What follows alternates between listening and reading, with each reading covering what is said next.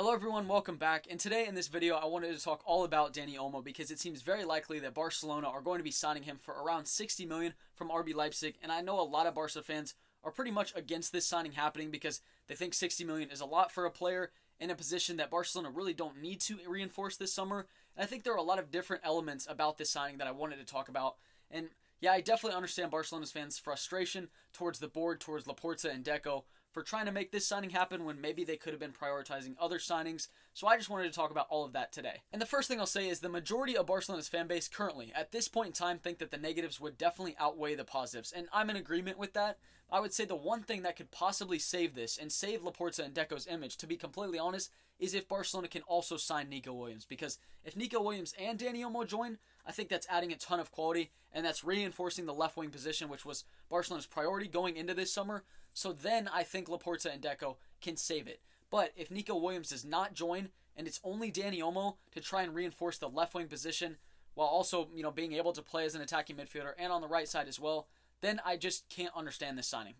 That's where I'm at currently. I think my only hope is that if Barcelona do sign Dani Olmo, they already know that Nico Williams is joining the club, and they know that they can sign both of these players this summer. And I'll start with the positives. I think Dani Olmo, individually, he's a great player. I think we saw it at the Euros. I think he's very versatile. He could play as an attacking midfielder for Barcelona, also on the left and the right. But I don't think on the wings, those are his best positions. I think he's best as an interior. When he's close to the box, he's able to, take a couple shots. He's able to have some tight passes with teammates. I don't think overall he's someone that can take people on 1v1 like Nico Williams can. And as I said in the last video, I think if he were to start for Spain as a left winger, they would not have made the final. Honestly, I think Nico Williams was that influential in their games, and that's what I was hoping we were going to see with Barcelona. And I think Nico Williams would, of course, elevate the attack more than Dani Olmo, I think.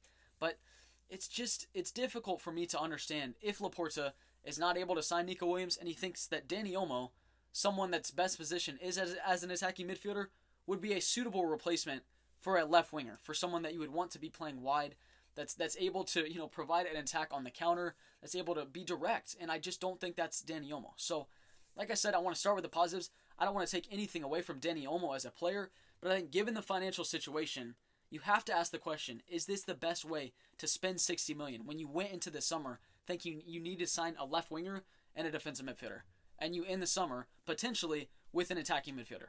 That's your transfer window. How? And I think if that's the case, I would have to rate this transfer window like a 2 out of 10.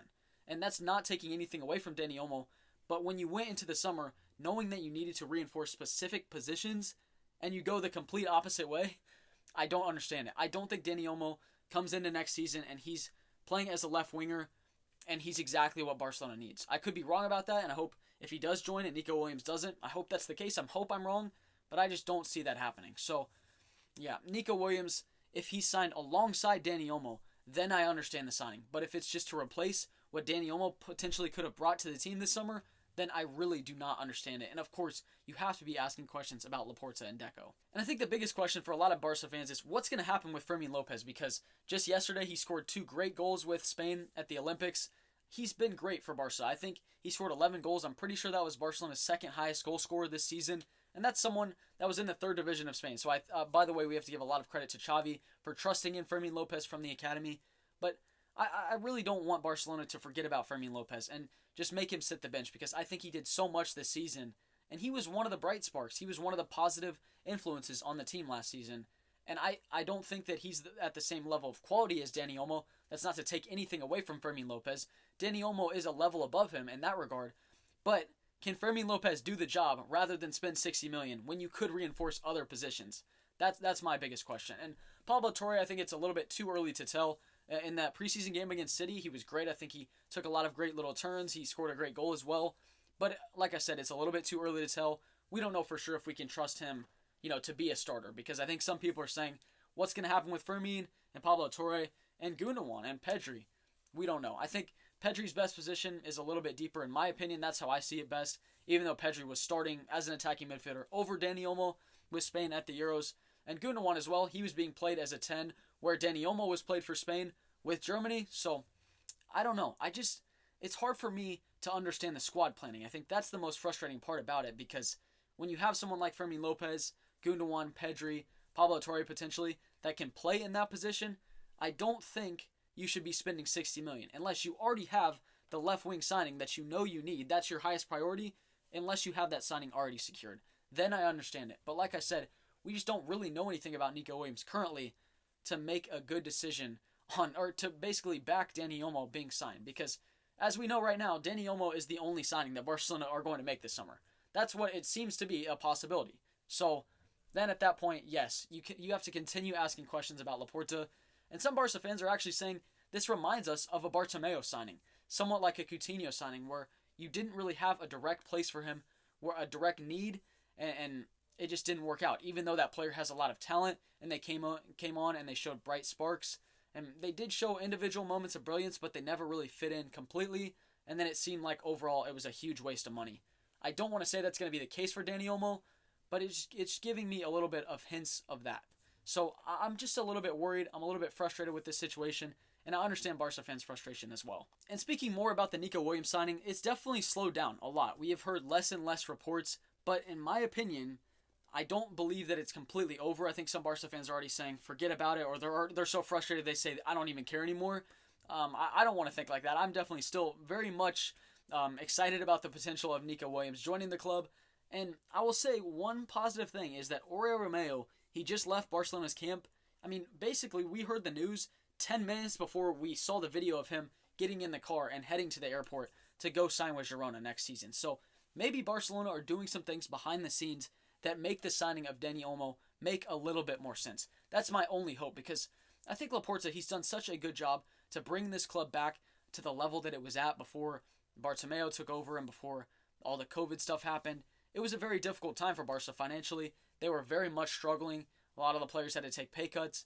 I mean, it hurt the club a lot. And I think Laporta, he's done a very good job to get the club back to a level where they're competing at a higher level, where their overall team is better. I think the energy around the club is a lot better. It's in a much better place. But these signings, I just think it's difficult to understand them at the current state that it's at. So maybe there are some things that are happening behind the scenes that makes this Dani Olmo signing seem a little bit more in place. And maybe it is the best decision for Barca, because 60 million on him and then, 60, 50, 58 million on Nico Williams, I would understand that. Maybe it's still a luxury signing. I would still say it is. But at least it makes more sense because he's just trying to reinforce the attack. And he knows that was a phase of play that Barca were really struggling with last season. So to add two players with a lot of quality that were both great at the Euros, I understand that. But if you're just going to be signing Dani Olmo for a position that Barca are already pretty heavily stacked in, then it just makes so little sense to me. And I'm trying to defend the actions of the club currently, because hopefully there's something that we don't know. Because right now, what we see at face value is that Barca are trying to spend 60 million on a player and play him out of position as a left winger, or play him in his preferred position as an attacking midfielder, and then disregarding the two positions that Barcelona needed most this summer. And really, if you go into next season with Dani Olmo being played as an attacking midfielder, who's going to be on the left? It's right now, the left winger that Barca have currently is Ansu Fati. I hope it all works out for him. I hope he becomes an important player next season under Hansi Flick, but you can't count on someone like Ansu Fati, unfortunately, because he just struggled with injury problems. And so if Ansu Fati gets injured and you don't have a left winger, would you play Dani Olmo there? I doubt that's going to work. I think it's going to be someone like Ferran Torres on the left, where it's just, I think you go through a lot of games and maybe they're not making that impact that you want them to make. Like, you could play Balde there, play a left back at left wing, play Pablo Torre or Fermin Lopez, also attacking midfielders at left wing. It's not the profile that you need in that position. So either you're going to play him out of position, or you're going to play him in a position that you don't need to reinforce. I hope I'm making sense with that. But so it is frustrating right now, I would understand, because at face value, we just don't really know. But if Barca also signed Dani Olmo and Nico Williams together, I would understand this. I would understand that signing, because then you're probably going to be playing Dani Olmo as an attacking midfielder, as a 10 throughout the season in that 4-2-3-1, which I think he would do very well in that position. But then you also have Lamine Yamal on the right, Nico Williams on the left, and then you have cover in that position. You have Rafinha, as well as Ansu Fati on the left covering. And then you also have Dani Olmo, who could play in all three of those positions, right attacking, left attacking, or attacking midfielder. Then all of this mess, all the stuff we're seeing around the club, it makes sense. But if that does not happen, and if Nico Williams really does stay at Bilbao in this summer, and the only signing Barca make is Dani Olmo, you have to ask serious questions about Deco and Laporta. So I just wanted to talk about that because I just wanted to bring up that possibility and hope that's what we see in the next couple weeks. I just saw a report that Barca are waiting on Nico Williams, and I think they gave until August 14th for him to make his decision. Seems like an interesting date for him. So it's another 2 weeks that we might have to wait. And I just don't know, because if Barca are working on this Dani Olmo deal, then what else are they waiting on for Nico Williams?